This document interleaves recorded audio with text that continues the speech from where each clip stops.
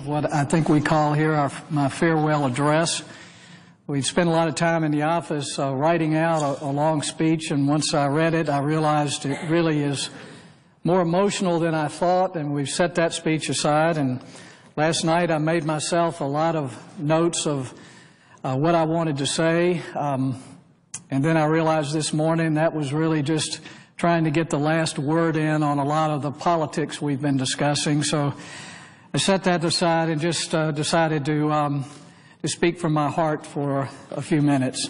Certainly this is much more emotional than I thought, and as I look around this room, the realization that I'm standing here on the Senate floor speaking for the last time is a lot to digest, and certainly it makes me very appreciative of the privilege we've all been given by the American people, and particularly those who've come before us, who have given their lives for us to have the opportunity to settle our differences in a civil and democratic way.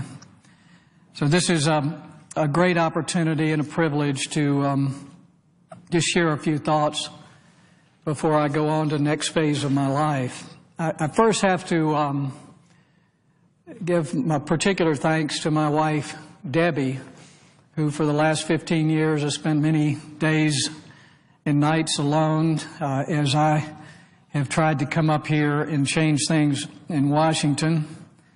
She's often reminded me or questioned how I thought I could change the world when I couldn't even mow the grass.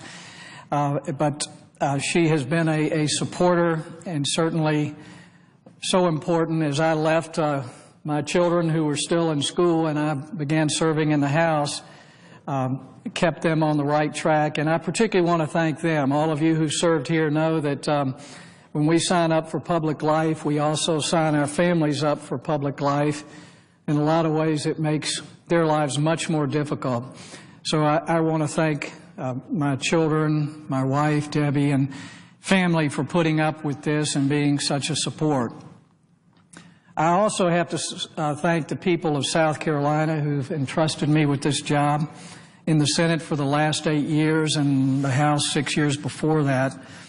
All of you know who served for your states, as you've traveled around and met people and toured businesses and spoken to groups, it really creates a deep love and appreciation for people back home.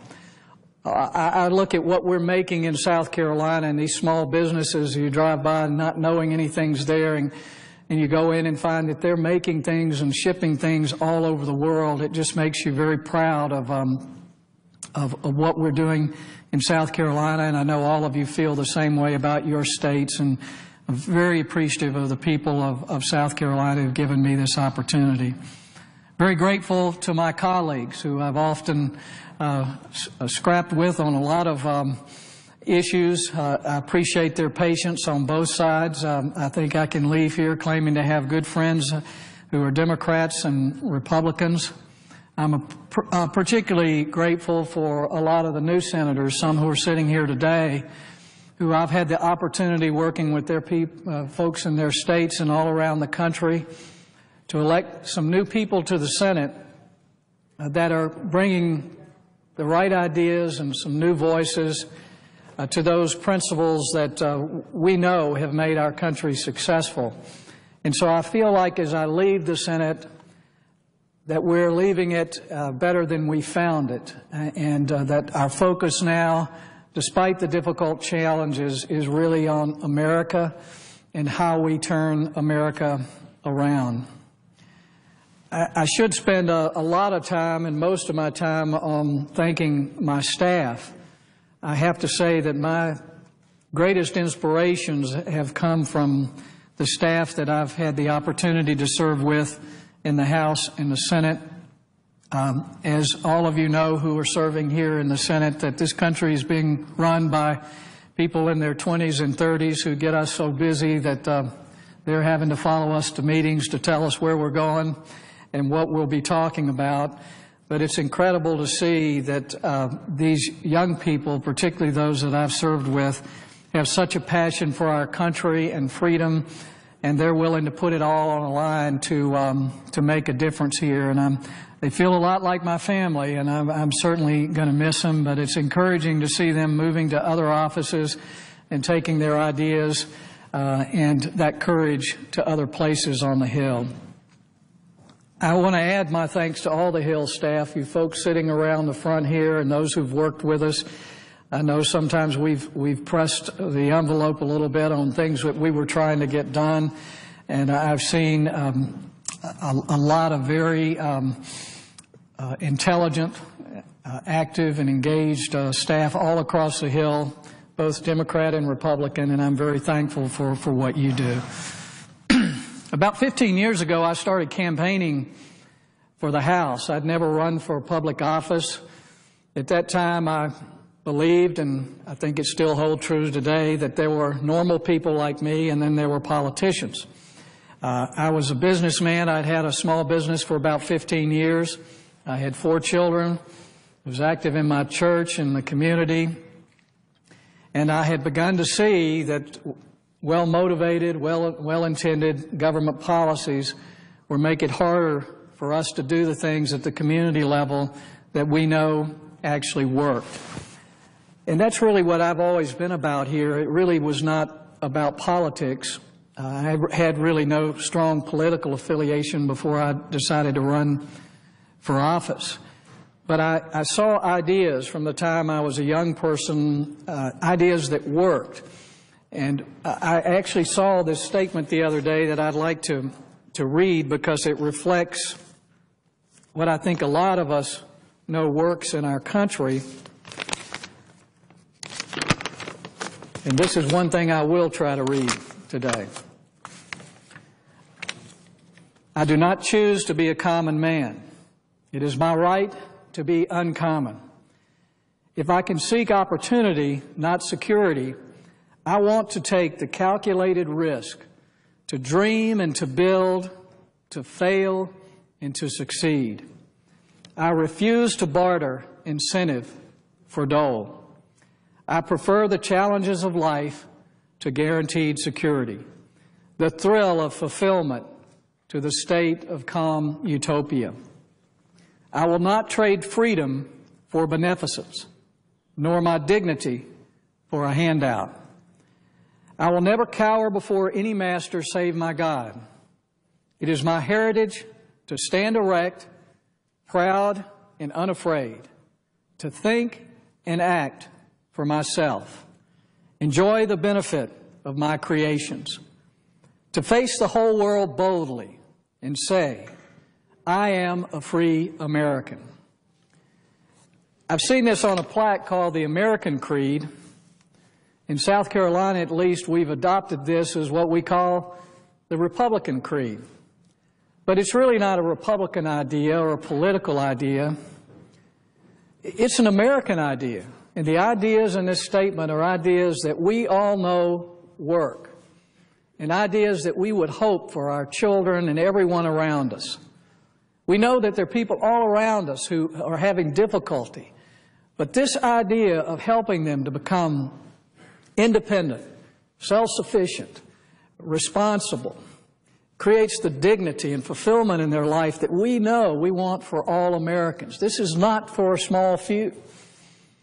This is an American idea, and it's an idea that I know has worked in my life, and I've seen it work all around me.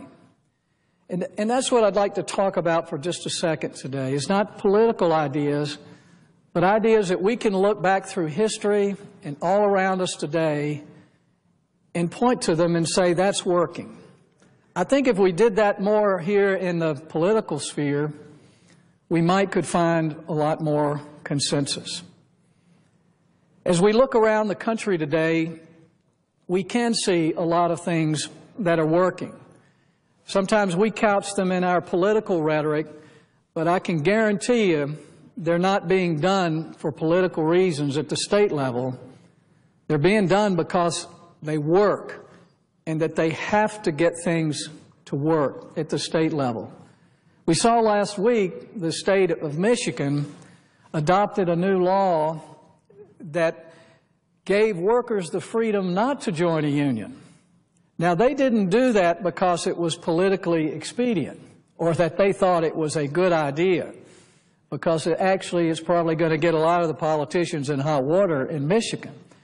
But what they did is looked at 23 other states who had adopted the same idea and saw that they were attracting businesses and creating jobs, and these states without raising taxes had more revenue to build schools and roads and hospitals. It was just an idea that worked. It's not a political idea to give people the freedom not to join a union. It's an American idea, and it's an idea that works. We can look around the country today, and again, we make these things political and give them labels that are good or bad, depending on, I guess, which party you're in. But we know a number of states have been real innovative and creative with what they're doing in education. We see what they've done in Florida to create more choices, and in Louisiana particularly, forced by Hurricane Katrina to start a new system in effect. And they see that more choices and opportunities for parents to choose are helping low-income, at-risk kids, minority kids. We can see it working. And it's not political. It's an American idea to give parents more choices, to put their children in an environment that they can succeed. It's an idea that works. You know, we can look around the country at states that try to create a more business-friendly environment, not because they're for businesses or for any political reason or they're for special interest, but they know the only way to get jobs and prosperity and create opportunity is to create an environment where businesses can thrive. We make it political here, and we ask our constituents to make choices between employers and employees. But states like Texas have created a business-friendly environment with lower taxes and less regulation. They've passed some laws that reduce the risk of just frivolous lawsuits. And what they've seen is businesses moving to their state.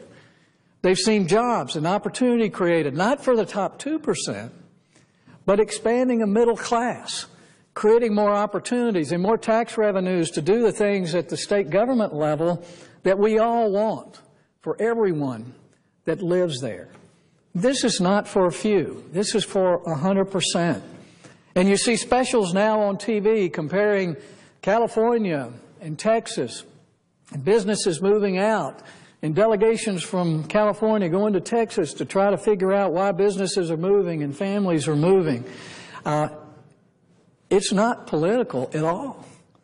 We make it political, and we talk about it in political terms, but creating an environment where businesses can thrive is an American idea. And it's an idea that's working. And we see it all over the country, where some states are going on one road with higher taxes and bigger government and more spending, and they're losing to states like Texas, and I hope more and more like South Carolina. They're moving to where they can thrive, and this benefits every American. We look at energy development, and we talk about that at the national level of how it can create prosperity for our country if we open it up. But we don't have to guess at whether or not it works. I mean, we can look at North Dakota. We can look at Pennsylvania. States that have gone around the federal rules and figured out how to develop their own energy are creating jobs and tax revenue to their governments. They were able to lower their taxes, use the revenue to improve everything about their states. And here we make it political and partisan of whether or not our country can develop more and more energy. But at the state level, it's just about what works. And all we have to do is look at what works. This is not rocket science. I came to Washington as a novice in politics, believing in the power of ideas, seeing how ideas can revolutionize different industries, can create new products and services, meeting the needs of customers everywhere. And that's what I hoped we could do here in Washington. Maybe naively, I went to work in the House, often working with the Heritage Foundation, to create a better product here in Washington. I saw Social Security, and not too many people look below the surface, but we knew it was going broke. We knew we were taking in money that people were paying for this Social Security retirement benefit, but we were spending it all. And I thought, what an opportunity it would be for future generations, for my children, if we actually saved what people were putting into Social Security for their retirement. And you didn't have to do too much math to see that even for middle-class workers, that Americans could be millionaires when they retired if we even kept half of what was put into Social Security for them. It seemed like a good idea to create wealth and independence for individuals in retirement.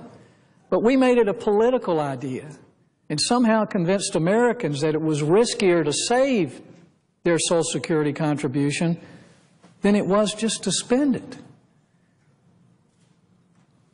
I'm leaving the Senate to work on ideas that I know work. I've seen them work all over our country. We can look all over our country and showcase these ideas that are working. And I know that there are power in ideas, but I've learned one thing about the political environment. Unless there's power behind the ideas, that they will not emerge here in the Congress. That there's too much pressure from the outside on the status quo or to protect some political interest. And no matter how much we show that it's working, it won't be adopted here unless we're able to win the argument with the American people. I spent most of my life in research and advertising and marketing and strategic planning. What I hope I can do from this point is to take these ideas and policies that I know work. And the Heritage Foundation for 40 years has been creating the research and analysis that show these policies work. And what I hope I can do is to help connect those ideas with real people, real faces, and to show these people that these ideas are not theory, they're not political policies, but they're ideas that are working right at their state or the state right next to them. And if we can win the arguments, if we can win the hearts and the minds of the American people with these ideas, I know that we can engage them and enlist them to convince all of you here to set the politics aside, the parties aside, and to adopt those ideas that work. My hope is to make conservative ideas so pervasive, so persuasive across the country that politicians of all parties have to embrace those ideas to be elected. I'm not leaving here to be an advocate for the Republican Party. I hope that we can create more common ground between the political parties by showing everyone that ideas that work for their constituents and our constituents are right in front of our faces if we're willing to set aside the pressure groups, the special interests, and just focus on what's working.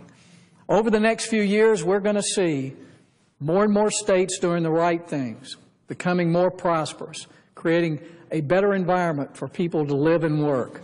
And we're going to see some states that will continue to raise taxes, to create more regulations, make it harder to start businesses, and to be profitable in those states. They will continue to lose businesses and people. And many of those states will come here to Washington and ask us to help them out from their bad decisions. I hope at that point that we can show, by pointing at these states and these right ideas, that we know the solutions at the state level and that we also know that we can change how we think here at the federal level and make our country work a lot better. I leave here with a lot of respect for my colleagues. I know my Democrat colleagues believe with conviction their ideas. And I know my Republican colleagues do too. But I hope we can look at the facts. I hope we can look at the real world. I hope we can look at what's working and set aside the politics and realize what really makes this country great and strong is when we move dollars and decisions out of Washington back to people and communities and to states, that it works, not for 2%, but for 100% of Americans. I feel like our customers, as in the Senate, at the Heritage Foundation, or wherever we go, are 100% of Americans who these ideas can work for to build a better future and a stronger Americans. And I'm not leaving the fight. I hope to raise my game at my next phase. And I hope that I can work more closely with all of you, as well as governors and state legislators, to take these ideas and convince Americans, as well as their legislators, their senators and their congressmen, that we have the solutions all around us if we have the courage to adopt them.